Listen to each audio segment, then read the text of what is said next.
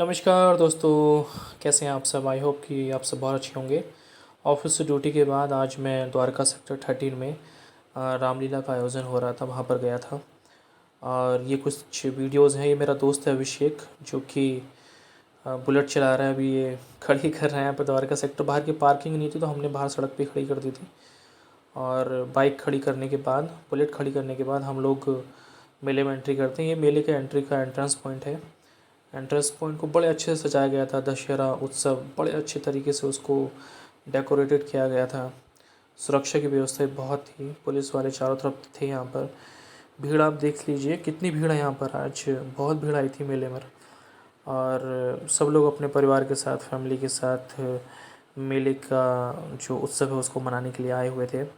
रामलीला का आयोजन हमारे सामने, वो जो आप दिखाई दे रहा है आपको, पूरा मंच दिखाई दे रहा है आपको, वहाँ से रामलीला का आयोजन किया जा रहा था। ये जो झूले हैं, स्पेशली मुझे झूले देख के तो बड़ा अट्रैक्टिव हुआ, क्योंकि झूले मुझे बहुत पसंद है। एंड जितने भी शॉप्स हैं यहाँ पर, ये सारी शॉप्स हैं यहाँ पर, बहुत सारी शॉप्स हैं। बहुत दिनों बाद मैंने इतना बड़ा मेला देखा था। मुझे याद है जब मैं छोटा था तो बसेड़े अपने गांव, मेरे गांव के पास एक गांव पड़ता था बसेड़ा था, या फिर सेह, वहाँ पर कभी बचपन में मेला देखने जाया करता था।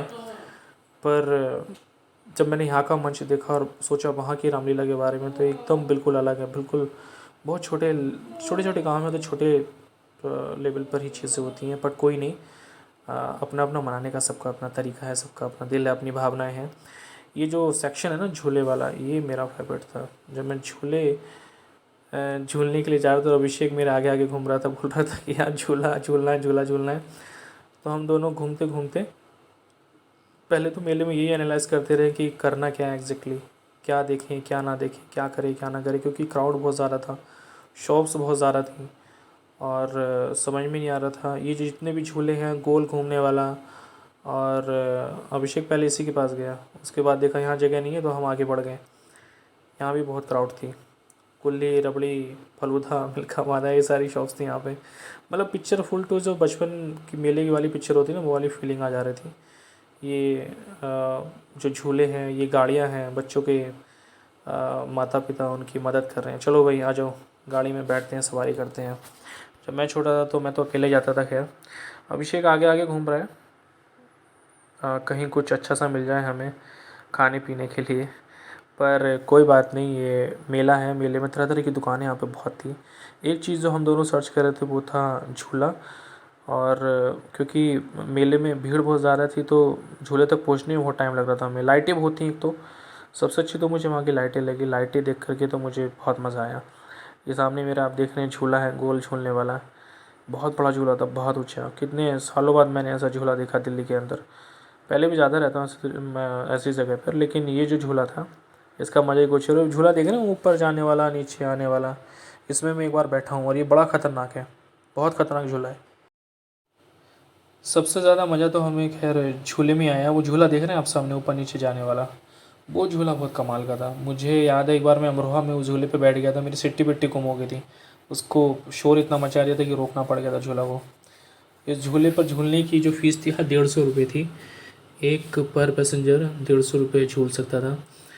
अभिषेक और मैं प्लान कर रहे थे कि करना क्या है करना क्या है। तो हम जब इसके पास पहुँचे तो हमने देखी भाई भीड़ इतनी, यहाँ पे देखो कितना क्राउड है यहाँ पर, कितनी फैमिलीज़ खड़ी हुई हैं यहाँ पर झूला झूलने के, देखने के लिए। और इस झूले की एक खासियत और है कि जब सीधा ऊपर जाता है ना तो ऐसा लगता है सीधा खड़ा हो जाता है, और ऐसा लगता है कि आप नीचे गिर जाओगे। लेकिन मज़ा है यार, इसका बहुत मज़ा आया। मुझे तो देखने में मज़ा आ रहा है। फिर एक शॉप थी यहाँ पर निशाने वाली, बचपन में हम निशाना लगाते थे जा कर के मेले में। तो अभिषेक को मैंने बोला चलिए ट्राई करते हैं। तो ये 100 रुपये के शायद 6 दे रहा था। तो मैंने इसको बोला यार ओरिजिनल बंदूक थोड़ी ना है ये, तो 100 रुपये के 6 दे रहा है निशाने मारने के लिए। हमने ये भी ट्राई नहीं किया, हमने इसको भी इग्नोर कर दिया कि चलो ये ट्राई नहीं करते, क्योंकि मुझे लगा कि ये ज़्यादा महंगा है और इतने निशाने कहाँ लगाएंगे हम लोग। इससे थोड़ी देर हमने बात की और बात करने के बाद इस भाई से हम वापस आ गए। और अभी अभिषेक कुछ प्लानिंग करने में लगा हुआ है कि शायद थोड़ा बार्गेनिंग हो जाए, थोड़ा कम हो जाए। पर मैं तो झूले पे लगा हुआ था, बिकॉज़ ये देख रहे हैं झूला कितना गज़ब का। अच्छा एक झूला और था यहाँ पे, देखिए ये वाला झूला। ये जो झूला है ना, इसमें कुछ दिनों पहले अभी कहीं मैंने देखी थी एक वीडियो जो कि वायरल हुई थी, शायद पंजाब में या किसी स्टेट में, जहाँ पर ये झूला ऊपर से गिर गया था चलते चलते धड़ाम देने से नीचे, और और बहुत सारे लोग इसमें घायल हो गए। तो जब मैंने ये झूला देखा तो मैं ये सोच रहा था कि यार ये झूला अगर नीचे गिर गया तो क्या होगा। ये झूला ऊपर जाता है, बीच में रुकता है, फिर नीचे आता है, फिर ऊपर जाता है, इस तरीके से काम करता है। ये दिख रहे हैं गोल गोल कैसे घूम रहा है। और ये छोटे छोटे आपको चींटी से जो दिखाई दे रहे हैं ना, ये सारे लोग बैठे हैं इसके अंदर, ये सब लोग हैं यहाँ पर। ये सारी लाइटें हैं और इन लाइटों के साथ वो उधर भी एक झूला था बड़ा गोल वाला।